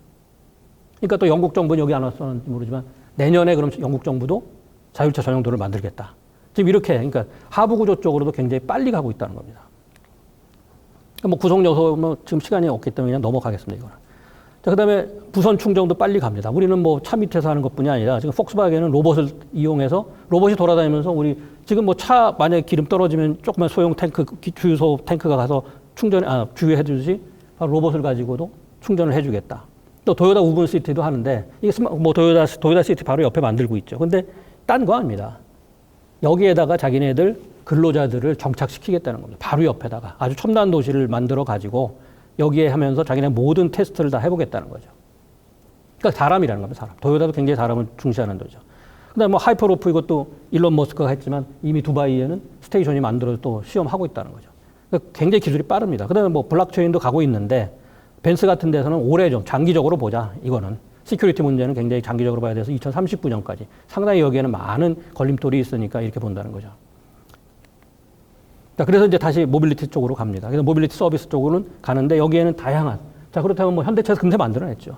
이스쿠터 만들어졌습니다. 한 번 충전해서 20km 갔습니다. 근데 그걸 접었다가 최근에 다시 꺼냈죠. 그래서 이거를 기존의 차량과 연계를 해갖고 가겠다. 과거에 세그웨이가 그랬지 않습니까? 세그웨이가 웬만한 차들하고 연계를 해서 뭐 산악지형 가면은 차가 못 들어가는 데서 그다음부터는 세그웨이 타고 가듯이 그런 식으로 이스쿠터로 가고 또 마이크로 모빌리티 산업입니다. 굉장히 많은 다양한. 근데 저걸 누가 만들 거냐? 솔직히 대기업이 만들 수는 없죠. 완성차 업체가 그러니까 만들기는 어렵죠. 그래서 저런 것들은 이제 중소기업으로 가야 되는데 저희들이 지금 이제 초소형 그래서 이동수단에서 전국이 다 합니다. 그것도 걱정하고 있어요. 그러니까 마이크로 모빌리티 쪽이나 퍼스널 모빌리티 하는 건 좋은데 너무 경쟁이 심하게 아직 시장이 형성도 안 됐는데 각 지자체가 나서서 이러한 것들을 다 만들고 있어서 참 이걸 어떻게 할 건가 굉장히 고민하고 있습니다. 이 회의도 지금 하고 있습니다. 이 산업을 어떻게 가나. 근데 딴 게 없습니다. 통합하기 어려우면 아까와 같이 합병하기 어려우면 같이 보완적으로 협력을 해서도 가야지 안 그러면 규모의 경제가 안 나옵니다. 그다음에 아까 말씀드렸던 전기동력입니다. 이게 뭐 UAM까지는 안 가도 이미 이런 것들이 가는데 몇 개냐 100개 이상의 업체들이 개발을 하고 있다는 것이죠. 그래서 뭐 이것이 뭐 특정 업체 한두 개가 하는 게 아니라 이미 보편화되는. 그건 뭐냐? 그러니까 모든 다양한 이동수단에 많은 투자들이 이루어지고 앞으로 어떤 것이 선도했을지는 상당히 좀 불투명한 그런 상황이라는 거죠. 이것도 뭐 도요타에서 얼마 전에 금세한 거 아닙니까? 도요타에서 뭐 플라잉카도 했는데 여기 제가 안 써놨지만 터키도 했습니다. 터키. 우리가 터키 같으면 굉장히 뭐 자동차 후진국이고 현대차 공장이 들어가 있었다 하지만 그럼 왜 그게 가능하느냐? 다 군사기술입니다. 군사기술. 그러니까 터키도 굉장히 군사 강국이거든요. 이게. 그러니까 무인 기술은 대부분의 군사기술이라고 보시면 됩니다. 그러니까 자율주행차도 그렇죠. 결국에 사람이 안 타면은 전쟁에서 사람이 입는 피해는 적을 수밖에 없습니다. 드론도 그렇고, 뭐 무인 군용차도 그렇고, 무인 비행기도 다 그런 거죠. 자, 이렇게 지금 군용기술하고도 상당히 빠르게 또 접목이 되는. 그래서 저희들이 전체 미래 이동수단은 크게 전기동력, 자율주행 둘로 나눈 거는 거죠. 그리고 부품과 서비스가 있는데 이 많은 다양한 것들을 과연 누가 할 것이냐. 그래서 자동차 산업을 버릴 수가 없다는 겁니다. 연관 산업도 더 넓어지고 앞으로 투자할 분야도 많고 근데 아까와 같이 그 투자 자금을 어떻게 구하고 또 여기에 적재적소에 어떻게 사람을 배치할 건가. 이게 지금 큰 과제라는 겁니다. 자, 그래서 소비자들 또 본 겁니다. 끊김없이 저렴하고 편안한 친환경 교통 시스템을 만든다. 저 밑에 왼쪽에 그림이 바로 현대차에서 한번 그때 내놨던 겁니다. 20km 정도. 한 번 충전하면 20km 주행을 합니다. 그럼 웬만한 거리는 왔다 갔다 할 수 있다는 거죠. 차에서 내리더라도. 그래서 스마트홈에서 내려서 저는 포스마일에 저걸 타고 셔틀을 타고 가거나 해서 전기자전거를 이용해서 스마트 빌딩으로 들어간다. 이게 가장 기본이라는 거죠. 근데 바로 이 문제입니다. 솔직히 먼저 말씀드리면 다 국토부에서 여기에 지금 관심을 갖고 있습니다. 이번 코로나 사태로 인해서 자, 이거를 만들었으면 좋겠다 그런 거예요. 이거는 중소기업들이 이미 뭐 상당수의 그 개발도 했고 그런데 이걸 두 개를 나눠 갖고 왔어요. 이것과 이걸 따로 갖고 왔더라고요. 그래서 제가 이걸 합친 겁니다. 그게 아니라 이게 일이 들어간다. 그러니까 뭐냐면 장거리는 밴형으로 이걸 싣고 여기 한 10대, 20대를 싣고 가갖고 지금 이것이 반경 한 2km 정도 돌아다닙니다. 그리고 이게 먼 거리는 못 가요. 또. 그렇기 때문에 동네, 예를 들어 그렇습니다. 뭐 해변에 같은데 이게 가갖고 해변 같은데 누가 주문했으면 쭉 뿌려갖고 다 배달하고 돌아오는 거죠. 이거 그렇게 어렵지 않습니다. 근데 단지 이제 이거에서 이번에 제가 문제를 삼았습니다. 자, 이렇게 되면은 배민에 있는 근로자들은 어떻게 할 거냐. 그러니까 우리 배달의 민족에 지금 엄청난 고용이 돼 있지 않습니까? 그 사람들은 다 어떻게 할 거냐. 그거부터 일단 해결하자. 안 그러면 큰 문제 난다. 그거 해결 안 되면은 이거 다니면은 오토바이로 아마 치고 갈 거예요, 이거. 그런 문제들. 그러니까 딴 게 아니라 홍보부터 해야 됩니다, 우리는. 홍보를 해서 충분하게 인식을 시켜줘야 된다는 거죠. 그리고 뭐 자율 지금 뭐 농기계는 다 만들어져 있고 지금 뭐 수소 전기차도 하는데 뭐 지금 뭐 얘기하면 저희가 부산에 가서 얘기했습니다. 물산 이런 쪽 항만 쪽에 가자. 이거예요, 지게차. 지게차 관련된 수소차가 미국에서만 지금 몇 대가 작년까지 보급됐느냐. 수소지게차 미국에서 32,000대 보급됐습니다. 그러니까 수소차는 1년에 10,000대도 안 팔리고 있는데 이미 미국의 수소지게차만 32,000대 보급이 돼 있고 그러니까 이걸 통해서 가야 된다는 거예요, 쉽게. 그리고 BMW 라이프제이 공장, i3즈 만드는 공장에 가면 이미 지게차는 다 수소입니다. 그리고 그 공장에서 수소를 충전하게 돼 있어요. 그런 식으로 또 너무 그러니까 높은 걸 갈 게 아니라 우리가 적재적소. 그러니까 소위 지금 항만 같은데 지게차 엄청 많이 씁니다. 그런 데다가 일단은 가자. 그런 얘기도 좀 건의하고 있고요. 뭐 이거는 뭐 지금 도요타 같은 경우는 또 우주로 가겠다 해서 이런 컨셉도 만들어 놓고 있습니다. 자, 지금 계속 미국에서나 이런 유럽에서나 설문조사가 나옵니다. 그런데 아직까지 소비자들이 자, 지금 코로나19 전하고 진행기 때는 약간 변하는데 다시 정상화되면 크게 이동수단에 큰 문제는 발생 안 하겠다. 근데 그걸 연령별로 또 봅니다. 그럼 연령별로 볼 적에는 역시 청장년층이 약간 민감하게 받아들인다. 그러니까 자동차를 구매할 수 있는 사람들 그나마 그래도 약간 반응을 하고 있다. 이렇게 지금 보고 있습니다. 근데 노년층은 왜 그러느냐? 아예 외출 자제를 하기 때문에 이 사람들 안 나가려고 그러지 않습니까? 쓰지를 않겠다. 근데 이 사람들이 이동을 하려면 아까와 같이 중국에서 하는 헬시카 프로젝트와 같은 그러한 새로운 개념의 그러니까 실내 공간에서 굉장히 안전하다는 걸 느껴줘야 된다는 거죠. 그런 것들이 새로운 이제 그 개발 분야고요. 자, 지금 유럽하고 그래서 중국에서는 개인 이동 수단이 굉장히 수요는 빠르게 증가를 하고 있습니다. 그리고 미국도 자기네 내부에서 전기 자전거를 생산했습니다. 왜? 지금 전기 자전거가 아닌 미국은 자전거 안 만들었습니다. 우리도 자전거 안 만들었지 않습니까? 다 중국에 수입해왔지. 근데 지금 자전거 수요가 너무 늘어서 미국이 자전거가 동이 났어요. 한때. 그러다 보니까 자전거 다시 만드는데 대신 전기 자전거를 만들자. 이런 거고요. 또 전기 스쿠터. 일반 자전거도 수요도 하지만요. 근데 일본 업체들이 약지입니다. 뭐 스쿠터 쪽은 당연히 일본이 앞서가니까요. 그래서 이러한 또 시장 판도의 변화가 있다는 겁니다. 실내 공간은 자율차로 가면 이렇게 했는데 항상 제가 말씀드린 바로 이 문제입니다. 1등석이죠. 이게 비행기 1등석인데 미국에서 만들 수 있는 업체는 딱 2개입니다. 그러니까 비행기 1등석을. 그래서 미국 정부가 아예 시트 업체들한테 얘기를 한 거죠. 그러니까 1등석 업체는 시트 업체들 도와줘라. 앞으로 이렇게 안 바꾸면 왜 못 만든다 이거죠. 그러니까 항공기에서 결과적으로 1등석 만드는 업체들이 지금 자동차 시트 업체들 도와주고 있습니다. 뭐 얘기하면 제가 충남 쪽에서 시트 개발한 지가 한 몇 년 됐는데 바로 이 그림 가져와서 했습니다. 이 항공업체랑 해야 되는데 이게 굉장히 어렵다. 우리는 이걸 못 만들잖아요. 그 문제가 있죠. 자, 소재도 그렇습니다. 가장 지금 문제가 바로 이 소재라는 거죠. 우리가 굉장히 노력을 했지만 아직까지는 그 경량화는 안 되고 있는데, 자, 보시면은, 자, 지금 뭐 맥킨지에도 경량 소재 비중을 30%, 70%로 제고해야 된다. 이런 얘기들을 하고 있습니다. 그리고 지금 스틸뿐이 아니라 알루미늄 많이 쓰고 있죠. 뭐 F150 같은 경우 그 픽업 트럭이죠. 포드의 픽업 F150에는 알루미늄 사용 비중이 35%입니다. 계속 높여지고 있죠. 그런데 아연까지도 지금 쓰겠다. 이런 얘기가 나와요. 경량 소재로 가니까. 그래서 뭐 포스코에서도 계속 지금 새로운 전략을 짜고 있습니다.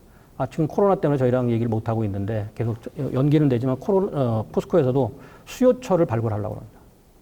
새로운 수요처, 공급이 아니라는 거죠. 수요처를 발굴해서 거기에 맞는 소재를 개발해서 납품하겠다. 그러니까 상당히 큰 변화는 일어나고 있다는 겁니다. 근데 솔직히 저희가 또 하나 역행을 왜 그랬느냐? SUV가 너무 많이 팔리다 보니까 중량이 무거워졌습니다. 평균 중량이. 그래서 CO2 배출도 많아지고 이러한 또 해결해야 될 과제들이 나타나고 있다는 겁니다. 뭐 수소 문제입니다. 그래서 이건 수소 발생이기 때문에 뭐 블루하고 그린으로 나눠서 볼 적에 뭐 재생에너지를 만들 거냐 아니면 뭐 또 딴 걸로 만들 이렇게 좀 나눠도 보고 있지만 지금 보시면 우리만 앞서가는 게 우리는 차에서 앞서간다고 얘기를 하고 있지만 실질적으로 충전소 쪽을 보십시오. 이건 전 세계적으로 좀 많이 관심을 갖고 있다는 겁니다. 그리고 실질적으로 뭐 이 독일도 상당히 많이 깔고 있다는 거죠. 그래서 우리는 차 쪽에 가고 있지만 실질적인 하부 구조 쪽에는 다양한 국가에서 지금 많이는 하고 있습니다. 안 할 수가 없죠. 뭐 미래에는 결국 언젠가는 수소로 갈 수밖에 없다. 그래서 결국 상용화는 배터리 전기하고 커넥티드 카 쪽으로 이제 단기적으로는 갈 것 같고요. 그다음에 이제 수소 쪽에서는 지금은 생성의 문제, 그래서 배송의 문제입니다. 자, 우리는 지금 차로가 왔다 갔다 해요. 그리고 아직까지 수소 탱크의 문제가 있습니다. 저장 탱크의 문제도 있고. 그런데 배송의 문제, 그래서 제일 쉬운 게 파이프라인이죠. 미국이 지금 중단을 했다고 그러는데 미국에 지금 깔려있는 수소 파이프라인만 2,800km입니다. 미국이 워낙 땅덩어리가 크니까 그게 얼마 안 보인다고 그러지만 2,800km 정도 되면 우리나라 2바퀴 돌 겁니다. 그 정도로 깔아놨어요. 그런데 아직은 조금 안 하고 있다 이런 거죠. 그리고 완전 자율주행은 기술의 난제인데 이제 아까 테슬라에서 뭐 2, 3년 내에 아니면 뭐 내년에 내놓겠다 이렇게 지금 얘기를 하고 있기 때문에 그건 좀 관망을 해봐야 됩니다. 그래서 기술은 저희들이 한 7가지로 봅니다. 뭐 지금 로봇 기술도 있고 AI, 뭐 3D 프린팅 이렇게 이런 기술들이 자동차에 대한 접목이 되는데 그럼 기술자가 누구냐? 이거라는 것이죠. 얼마 전에도 뭐 AI가 지금 붐을 불었는데 항상 저는 그렇습니다. 우리 뭐 2세돌 나오기 전에 AI는 뭐냐? 그냥 우리 조류 독감이었다. 갑자기 조류 독감에서 우리가 갑자기 인공지능으로 가느냐? 그리고 인공지능으로 갈 데이터가 우리가 있기나 하냐? 지금 자동차에만 해도 제가 봐도 우리가 데이터가 없기 때문에 지금 정부에서 만들기 시작했는데 그러한 데이터가 없이 아무리 해도 이게 허당 아니냐 이런 얘기까지도 하고 있다는 거죠. 전체적으로 볼 때 뭐 매일 얘기하는 거지만 바뀝니다. 그리고 저희가 2016년에 할 적에도 레벨 5를 안 썼어요. 그래서 레벨 5는 어려울 것 같다. 근데 그게 이제 예상이 적중을 했다고 보는 거고요. 근데 이제 제일 큰 게 이쪽보다는 이걸 보는 거죠. 앞으로 부품을 어떻게 갖고 갈 거냐. 항상 뭐 제가 갖고 가는 거고. 자, 그 다음에 이제 시장에서도 미국도 승용차보다는 SUV가 워낙 늘어났습니다. 그러니까 미국은 이제 연비를 낮추기가 굉장히 어려워요. 수요가 이러고 있으니까 트럼프 행정부에서는 자기 친구들 도와주려고 정유사업 도와주려고 연비 규제를 완화시켜 놨는데 이런 구조적으로 이런 문제가 있습니다. 그리고 보시면은 굉장히 그 주행 거리는 늘어났는데 소비는 그렇게 많이 안 늘어났어요. 그러니까 그건 뭐냐? 상당히 그러니까 기술은 발전이 돼 있다는 거예요. 내연기관 쪽에서도 기술은 발전이 돼 있는데 일단 소비자들이 친환경차를 찾기 때문에 바뀌어야 되지 않느냐 이런 얘기고요. 자, 그 다음에 이제 부품수가 감소한다고 얘기하는데 이게 이제 그 항상 얘기하는 일본 자동차 부품 공업회가 내놓은 겁니다. 근데 이게 과연 무슨 근거로 했는지가 저희들도 그래요. 왜냐하면 뒷자가 다 000입니다, 000. 그러니까 정확한 숫자가 아니에요. 수치를 다 구해갖고 저희들이 그린 건데 보시면은 3만 개를 기준으로 했어요. 그럼 우리나라 아마 잘 아실 겁니다. 부품 3만 개면은 이거는 꽤 고급차예요. 소형차에는 한 2만 개밖에 안 들어갑니다, 이게. 그렇기 때문에 뭐 렉서스 기준으로 본 건지 그렇더라도 이거는 그냥 참고로 하는데 뭐 현대차에서도 이렇게 내놨죠. 벌써 이거 내놓은 지가 오래돼서 이렇게 바뀔 거다. 그런데 이제 이렇게 해서 저희들이 이걸 계속 지금 보완해 나가고 있습니다. 정부하고도 하는 게 앞으로 그러면 계속 유망 부품이 뭐고 수요 감소, 퇴출 부품이 뭔가. 근데 이걸 하나하나 설명을 해달라는 거예요, 지금. 그러니까 이게 솔직히 너무 복잡해지다 보니까 그럼 이게 뭐고 여기에 누가 들어가 있느냐 그 작업 지금 하고 있습니다. 근데 이게 다는 못하고 1차 830개 대상으로 하고 있어요. 그래서 웬만큼 지금 만들었습니다. 웬만큼 만들어서 지금 가고 있는데 계속 딴 건 아니란 거죠. 소프트웨어를 내장하거나 기반한 전자부품 쪽으로 가야 된다. 왜 그러냐? 자, 이건 뭐 폭스바겐이 전기차인 ID3 그 기본적인 플랫폼 가지고 이렇게 이제 알려주고 있다는 거죠. 부품업체들한테 이렇게 홍보를 해줘야 됩니다. 근데 우리가 이게 부족한 거예요. 항상. 그래서 이제 정부가 앞으로 이걸 하려고 지금 작업들을 하고 있다는 거죠. 자, 그리고 아까 말씀드렸듯이 미국 시장에서 그러다 보니까 전체적으로 지금 다 연비는 안 좋아지고 있어요. 다행히 미국이 완화를 해서 그렇지만 만약에 미국이 다시 재규제할 가능성은 높습니다. 이제 트럼프가 뭐 떨어지건 다시 되더라도 이 환경 규제는 굉장히 강화될 가능성은 높다는 거죠. 유럽 쪽이죠. 잘 내려가다가 7, 8, 9 올라갔습니다. 왜? 유럽에서도 SUV가 많이 팔리기 때문에. 그러니까 결과적으로 다 벌금을 낼 수밖에 없다는 거죠. 근데 이게 저희들이 잘 봐야 됩니다. 유럽이 굉장히 약은 나라입니다. 자, 벌금 누가 냅니까? 가만 보면 뭐 다 유럽 이외의 국가들도 꽤 있습니다. 그러니까 아예 GM은 철수한 겁니다. GM은 철수해버렸고, 포드는 남아있죠. 포드는 남아있는데 굉장히 지금 높죠. 이제 이게 벌금 물기 시작하면 어떻게 될지 모릅니다. 외국 기업들한테, 이 기업들한테 벌금 받아서 뭐 하냐. 하부 구조 깔고 기술 개발하는 데 주겠다는 거예요. 그럼 유럽 업체는 손해볼 거 없습니다. 벌금 냈다가 다시 가져오는 거니까요. 물론 업체마다 약간 상황은 틀리지만 자기네들이 예산이 부족하니까 예산물을 많이 쓸 적은 아니니까 결국 벌금 받아서 지원해 주겠다. 이런 어떻게 보면 전략을 가져가고 있다는 거죠. 자, 뭐 수출 현황 이거는 우리 지금 상황을 간단히 뭐 제가 말씀 안 드려도 굉장히 어려운데 단 하나 이겁니다. 자, 우리는 환율의 영향을 받지 않는 겁니다. 환율에도 물론 영향을 수익에는 영향을 받는데 실질적으로 우리 수출 보면은 수출 단가가 계속 올라가는 것도 있지만 뒤에서 말씀드린 해외 공장들의 우리 해외 공장들의 가동률에 따라서 이게 바뀝니다. 그건 뒤에 가서 말씀을 드리겠고요. 자, 그럼 언제 가서 해결될 거냐? 이게 아까 말씀드린 2024년 정도 가야 2017년 피크치를 같이 따라가는 게 아니냐. 그러니까 앞으로 뭐냐면 적어도 1, 2, 3은 상당히 좀 허리띠를 졸라매야 된다. 이렇게 지금 보고 있는 겁니다. 자, 그리고 이제 모델들이 그럼 어떻게 나오냐. 미국 시장에서 보시면 SUV 붐입니다. 그래서 SUV 모델들이 승용차보다는 훨씬 많이 나올 겁니다. 내연기관 쪽에서 계속해서. 근데 유럽 쪽은 보면은 이제 전기와 내연기관입니다. 보시면은 전기가 많이 나올 수밖에 없는 거죠. 자, 그럼 당연히 부품 전보도 저희들이 볼 적에 대부분이 전장 부품 쪽입니다.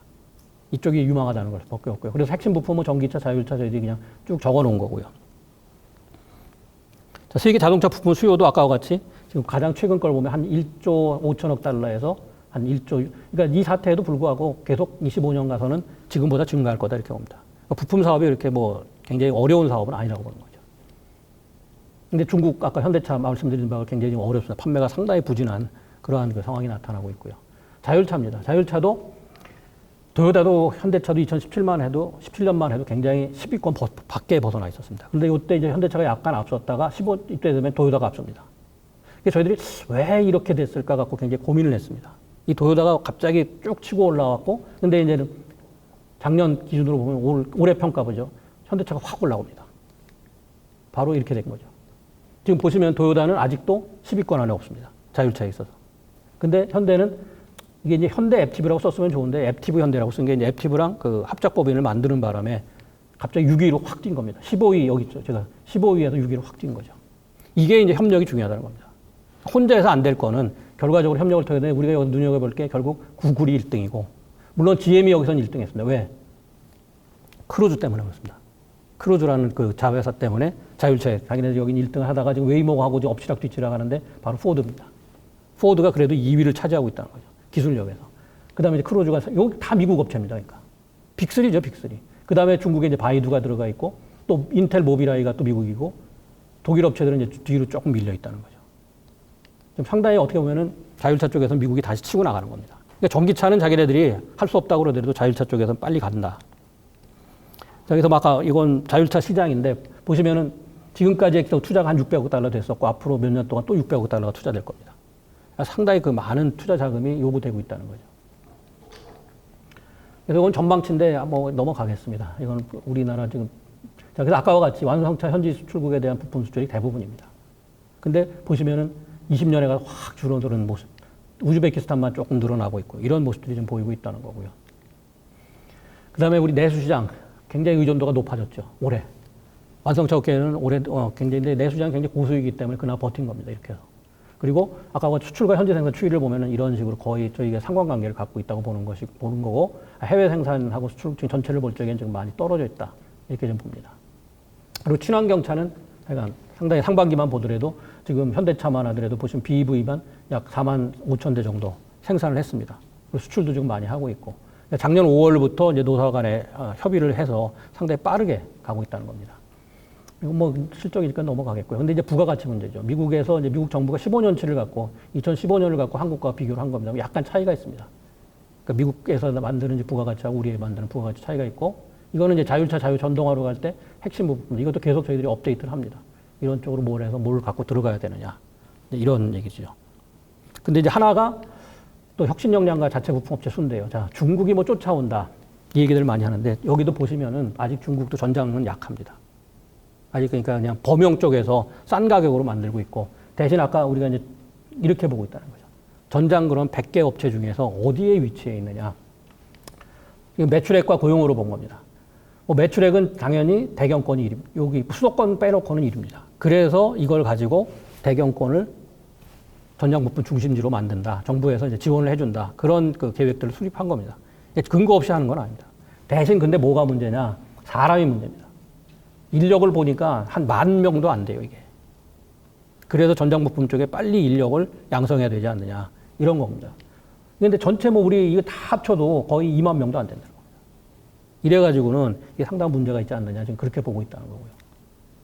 이게 이제 저희들 월별로 보는 거죠. 쭉 이렇게 계속 팔로우업을 합니다. 7월까지 지금 봤는데 어디에 지금 해외 생산이 어떻게 늘어가고 있고 거기에 부품이 어떻게 가고 있느냐. 그걸 보면은 75%는 우리 부품 수출의 75% 해외 공장 조립용입니다. 이게. 그래서 자력으로 다변화하기가 굉장히 어렵지 않느냐. 그걸 보고 있고요. 자, 이게 4월에 저희가 이제 정부랑 한 게 만든 겁니다. 틀림없이 한번 주춤할 거다. 근데 그렇게 됐습니다. 4월에 볼 때 이게 뭐 그때 뭐 V자 회복이니 기대하지 말라고 그랬습니다. 이건 W자형으로 간다. 지금은 오히려 K형이라고 합니다. K형은 뭐냐? 잘 나가는 업체 있습니다. 지금도. 뭐 배달하고 뭐 이런 데 굉장히 배송 이런 데 아마존 이런 데 굉장히 잘 나가. 그다음에 지금 호텔, 레스토랑 이런 데 안 나. 그래서 결국 K형으로 지금 최근에 미국에서 나온 얘기입니다. 이 K형 회복세가 나타날 것 같다. 그럼 지지부진한 데는 상당히 오랫동안 지지부진하고 또 계속해서 잘 나가는 쪽도 있을 것 같다. 그래서 저희 이렇게 본 겁니다. 근데 여기 두 가지를 본 겁니다. 언제 얼마나 갈 거는데 결국 오래 못 간다는 거고 대신 국내 공급망 문제가 생길 거다. 이건 뭐냐? 지금 저희가 상반기까지는 다 작년 500개 기업을 다 분석했습니다. 작년에 1차 협력업체 500개를 다 하는보다 저희가 빨리 합니다. 하는데 작년에 반짝했어요. 기대했던 것처럼 매출이 좀 더 올라갔습니다. 19년에는 뭐 구조 개편도 하고 여러 가지 노력을 해서 매출도 조금 나아지는 뒤에 좀 말씀드릴 그런 모습이 보이는데 올해 이제 완전히 다시 떨어지는 그런 모습이 보여서 밑으로부터 아래로부터 위기가 올 수가 있다. 2, 3차 업체 하나가 몇 개가 무너지면 결국 공급망에 문제가 생길 수 있다. 이게 중국에서부터가 아니라 국내에서 문제가 생길 수 있고 또 앞으로 국제 경쟁력에 여러 가지를 놓고 보니까 상당히 문제가 생길 수 있다. 이렇게 본 겁니다. 그래서 이거는 뭐 간단하게 그렇다면 완성차 업체들 뭐 하고 있느냐 이렇게 좀 정리를 하고 있다는 거죠. 이번에 뭐 지금 합병했죠. 그래서 새로운 이름으로 나온 스텔란티스라는 이게 이제 뿌조 시트로eng하고 크라이슬러하고 이제 피아트하고 합병한 거죠. 그 정부가 보호해주고 있고요. 이런 식으로 이제 전체적인 걸 좀 더 세분하게 만들어 달라 이제 그런 요구를 저희들이 하고 있습니다. 그다음에 결국에 산업 그래서 전체적으로 볼 때 위기 이후에 큰 변화는 뭐 나타나는데 24년까지 부진한 지금까지 말씀드린 겁니다. 산업 내 양극화 문제입니다. 자, 대기업들의 지배력은 앞으로 강화되고 이제 중기는 특화돼야 되는데 결국 중견기업들 지금 1차 협력 업체들이 어떠한 포지션을 갖고 갈 건가? 뭐 수출 환경은 지금 악화된다고 계속 말씀을 드렸습니다. 그리고 결국 이제 코로나19하고 25년까지 자동차는 경영 환경이 어떻게 할 건가? 이격근무라는 거죠. 우리는 다행히 그동안 이격근무 안 했는데 어떻게 됐습니까? 며칠 전에 소화리 공장에서 터졌죠, 결과적으로. 소화리 공장 지금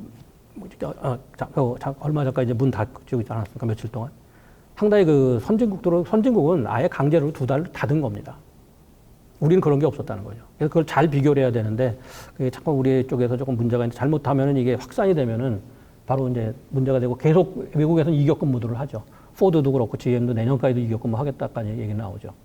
온라인 쪽으로 갈 겁니다. 그리고 기술은 아까 말씀드린 것들이 상당히 기술 쪽에서 많은 것들이 하고 자 이제 여기 뭐냐면 자 육해공이라고 써놓은 게 그겁니다. 근데 땅에서 다니는 이동수단뿐이 아니라 바다에서 다니는 이동수단도 중요하고 또 아까 같이 나는 자동차와 같은 이런 일정한 고도 안에서 움직이는 이동수단 중요해질 거다. 이제 그렇게 나오고요. 생산도 굉장히 세분화하고 민첩하고 많은 변화가 있을 거다 지금 놓고 봅니다. 그래서 그나마 저희가 이걸 아직 발표를 안 했는데 이거를 지금 몇 달에 걸쳐 하고도 그나마 저희도 안도를 했습니다. 자, 2019년까지 R&D를 보니까 B계열입니다. B계열 업체들이 꾸준히 늘어나더라. 그래서 그나마 우리 부품업체도 굉장히 지금 대응은 어떻게 해서든 하려고 하는구나. 근데 금액이 문제라는 거야, 금액. 자, 지금 보시면은 투자, 그러니까, 그리고 자, 우리는 이러고 하고 있고, 근데 20년, 21은 당연히 어렵습니다. 그건 왜냐하면 지금 여기 나왔듯이 IHS에서 최근 140개 업체 설문조사를 했습니다. 근데 140개 업체면은 세계 2,500대 기업에 들어가는 대부분 기업들, 완성차하고 부품업체가 한 150개 들어가거든요. 그걸 대부분 한 거죠. 거기 보면 내년하고, 올해하고 내년에 줄이겠다는 겁니다. R&D 투자를 줄인다. 그러니까 우리도 당연히 줄는 걸 보지만 작년까지 볼 때 저희가 이게 줄까봐 걱정했었는 게 왜냐면 요게 줄었습니다. 18년에. 근데 왜 이게 줄었는지 완성차. 한국 GM 때문이었습니다. 한국 GM 한 6천억 가던 걸 안 해요. 제로로 만들어놨어요. 그래서 이게 줄은 거지. 그래서 혹시나 또 할까 봤는데 다행히 늘어난 겁니다. 왜? 누가 받쳐줬느냐? 부품업체들이 받쳐준 겁니다. 그래서 그나마 여기 이게 뭐냐? 자, 이렇게 우리 부품업체들 열심히 하니까 정부에서도 지원 자금 더 달라 이겁니다. 그 근거로 지금 얘기를 하는 거죠. 자, 그래서 결과, 근데 이제 하나의 문제가 뭐냐? 바로 이겁니다. 기업 수가 줄고 있어요. R&D 투자를 하는 제대로 된 기업 수가 줄고 대신 기업 수가 줄고 금액이 늘다 보니까 평균 R&D 투자 규모는 늘어났습니다. 그러니까 뭐 대기업 중심으로 가고 있다. 이렇게 지금 저희들이 보고 있다는 거죠. 이걸 어떻게 빨리 바꿀 거냐. 그리고 해외랑 비교할 때는 아직 상당히 먼 그런 차이가 있고 중국 같으면 업체 수로 봐서 이제 1위입니다. 다양한 굉장히 많은 업체들이 중국에 들어왔는데 이게 대부분이 완성차 업체로 또 보시면 돼요. 부품업체 그렇게 많지 않습니다. 워낙 완성차 업체가 많다 보니까 이런 결과가 나온 거죠. 자, 그래서 결국 또 하나 문제가 뭐 도요타 문제죠. 바로 소프트웨어 여기 제가 기반 부품이라고 그랬는데 14년에는 지금 소프트웨어 기반 업체가 별로 그렇게 많지 않습니다. 근데 지금 보십시오. 쭉 늘어났습니다. 5년 동안에 이 노력을 누구를 통해서 했느냐? 독일 업체들하고 한 겁니다. 덴소가 전장부 기술이 그렇게 센 기업이 아니더라고요, 보니까. 그리고 제일 약한 게 소프트웨어 쪽입니다. 소프트웨어 쪽이 약하다 보니까 독일 업체들의 도움을 받아서 1차 협력 업체들을 거의 소프트웨어 기반 업체가 제일 많은 구조 개편을 한 겁니다.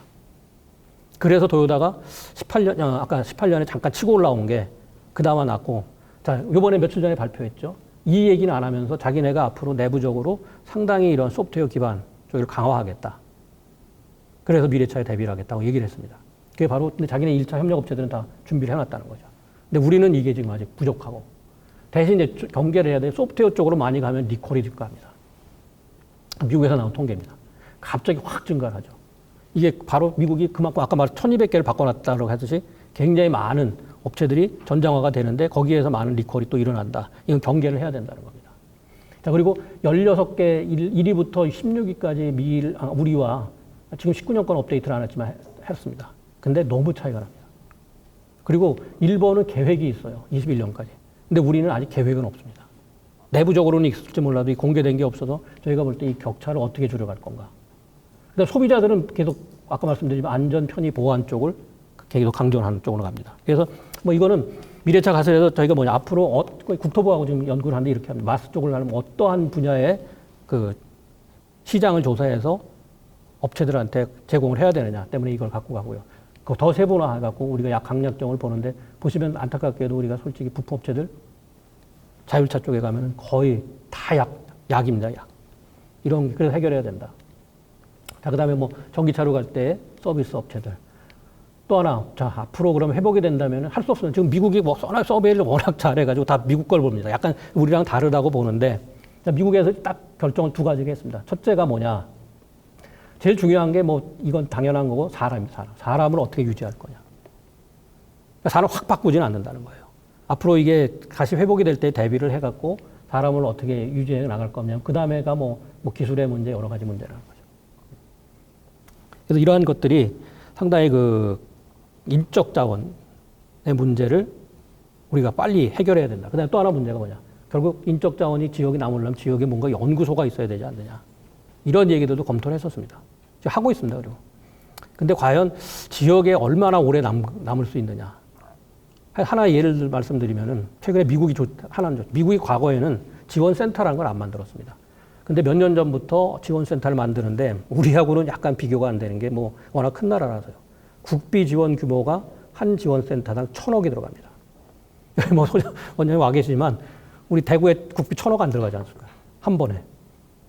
또 이번에 또 만들었습니다. 뭘 만들었냐면 43개 지금 지원센터를 만들어서 프라운호퍼처럼 키운다. 프라운호퍼가 뭡니까? 응용연구거든요. 독일에 60개 이상이 지금 있습니다. 근데 미국도 그걸 본받아서 43개를 만들고 있는데 이번에 12개를 또 만듭니다. 그 12개가 뭐냐? 인공지능 및 연산 쪽 관련입니다. 그래서 한 업체당 전체 예산이 10억 달러가 넘었어요. 그러면 그것도 1조 1,000억이 넘었기 때문에 한 센터당 국비가 1,000억씩 들어가는 겁니다. 결과적으로는 하부 구조 없이는 지원센터 없이는 미국도 한계가 있다는 거죠. 아무리 미국이 뭐 원천 기술이 있고 기초 기술이 있어도 자기네들이 또 새로운 쪽에 뭐 그런 아까 조금 전에 말씀드린 AI 쪽에 이게 어느 특정 지역에 가면 안 된다는 거죠. 웬만큼 있으면 다 가야 되는 거죠. 미국이 12개를 만드니까요. 그런 지금 여기엔 제가 안 적어놨지만 그걸 지금 저희들이 보고서 만든 정부에서 건의를 합니다. 자, 앞으로 가려면은 이런 식으로 가야 된다. 그리고 생산의 중요성은 절대로 놓치지 않습니다. 독일이 그렇습니다. 독일에서 나온 자료를 추정한 거지만 자, 생산이 중심이 돼서 아까와 같이 유연성도 가지고 보건력도 가져가야 되고 그리고 환경적으로도 가야 된다. 생산도. 지금 환경부가도 계속 얘기하지 않습니까? 그래서 경제적 지속성을 가져가는데 거기에 중요한 건 당연히 디지털화로 가야 되지만 사람과 협업이다. 이렇게 보고 있습니다. 독일이 협업이 잘 안 한 나라입니다. 독일도. 근데 자기네들도 느끼는 거예요. 협업을 해야 된다. 그리고 일본의 사례 볼 적엔 우리 비즈니스 모델을 좀 바꿔야 된다 얘기를 적어놓은 거고 또 협력을 확대해야 된다는 얘기 적어놓은 겁니다. 이미 법이 있습니다. 2007년에 만들었어요. 그러니까 외환위기 이후에 정부에서 야 이게 우리 지금 산업구조 수직통합적이고 대기업 중심인 거를 바꿔보자 그랬습니다. 솔직한 얘기로. 그래서 2007년에 이렇게 법을 만들고 14년에 개정을 한 겁니다. 대기업 30개 빼놓고는 이 혜택을 다 받을 수가 있어요. 그런데도 안 됩니다. 우리가. 그러니까 법적인 근거를 다 만들어 놓고 있다는 거죠. 그때 저희가 소소익선이라고 작으면 일본도 하는데 왜 우리는 안 하냐. 일본도 중소기업들과 쉬운 협업법을 만들어 갖고 하고 있다. 뭐 쉽게 얘기하면 뭡니까? 아무 저거 없어요. 갖고 오면 심사를 철저히 합니다. 왜 당신들이 이 정부에서 지원금을 했느냐. 예를 들어 우리가 뭘 하려고 그런다. 그러면은 알았다. 그리고 꼬리표를 안 다뤄줍니다. 그냥 3억 줘요. 3억 주고 그걸 가지고 영수증만 처리하면 됩니다. 중소기업마다 다 다르지 않습니까? 이게 처한 입장이. 그런 식으로 바뀐 지가 일본이 2006년에 바꿔놨죠. 근데 우리는 아직도 이게 저희들이 법도 만들었는데 안 되고 있고. 자, 제휴, 자율참을 간단히 그려본 겁니다. 이것도 뭐 더 이상 지면이 복잡해서 안 그리고 있습니다. 그러니까 상당히 많은 제휴들이 일어나고 있습니다. 자율차에서. 자, 그리고 참고로 이게 간단히 설명드리면 유럽에서 이런 자료가 나온 겁니다. 앞으로 거래 관계도 바뀌고 생태계도 바뀐다. 자, 중국은 완전히 자기네 메이드 인 차이나 해갖고 특화할 거다. 자급자족할 거다. 그럼 중국에는 그런데 누가 중심이 될 거냐? 자동차 업체가 아니에요. 이게 제가 약자를 쓰다 보니까 이상하게 조금 또 단어가 이게 박쥐죠, 박쥐. 근데 누구냐? 바이두, 알리바바, 텐센트입니다. 얘네들이 중심이 돼서 기술 업체들하고 기존의 업체들 간에 자칫하면 완성차 업체도 얘들한테 지배받을 수 있다. 이렇게 보는 거고요. 두 번째는 이게 독일을 본 겁니다. 그 뭐냐면은 BMW, 아우디, 다임러 벤츠입니다. 이 중심으로 해서 굉장히 많은 자금을 갖고 기술 업체들하고 또 이러한 이동수단, 새로운 업체들 간에 협력이 이루어질 거다. 자, 그 다음에 세 번째 이거죠. 이거 미국 이름입니다. 미국이라고 보시면 됩니다. 그 우버, 그 다음에 알파벳, 웨이모입니다. 구글이죠, 구글. 얘네들이, 근데 UAW는 미국 노조의 약자인데요. 이렇게 보시면 또 이것도 거의 비슷한 구조인데 완성차 업체가 잘못하면 부품업체 다 여기 들어간다. 그러면서 전략적 투자자들이 상당히 지금 많은 투자를 한다. 그리고 이게 올드입니다. 지금 우리 같은 경우죠. 뭐 비전 펀드 여기 나왔는데 결국 실패, 뭐 성공도 했지만 많은 실패를 지금 하고 있지 않습니까? 이런 복잡한 구조보다는 단순한 구조로 가게 된다.